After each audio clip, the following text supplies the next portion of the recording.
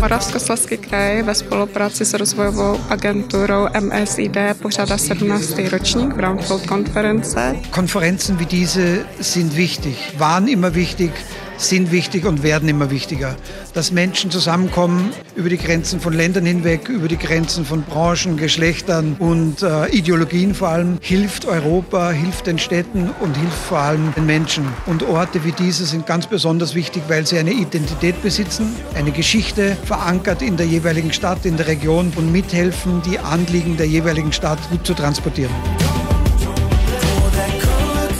Vždycky, když jsem cestovala, tak mě těšily vlastně příběhy, kdy se podařilo vlastně změnit nějaký průmyslový areál nebo brownfield třeba ve Vídni, v Berlíně, v Praze a vlastně mě těší, když ty příběhy brownfieldu už se daří vlastně proměňovat i v Moravskoslezském kraji. Ty brownfieldy mají obrovskou příležitost, jakým způsobem ozvláštnit architekturu taky. Tahle symbioza toho starého nového dávat těm budovám, tomu prostoru neuvěřitelnou atmosféru, pro kterou je nutné a je dobré prostě tyhle věci dělat. Ty brownfieldy nejsou úplně jednoduché, jsou to poměrně těžké projekty na delší dobu. V jejich revitalizaci je něco krásného, že vlastně pomáháte tomu území, tomu prostoru a těm lidem.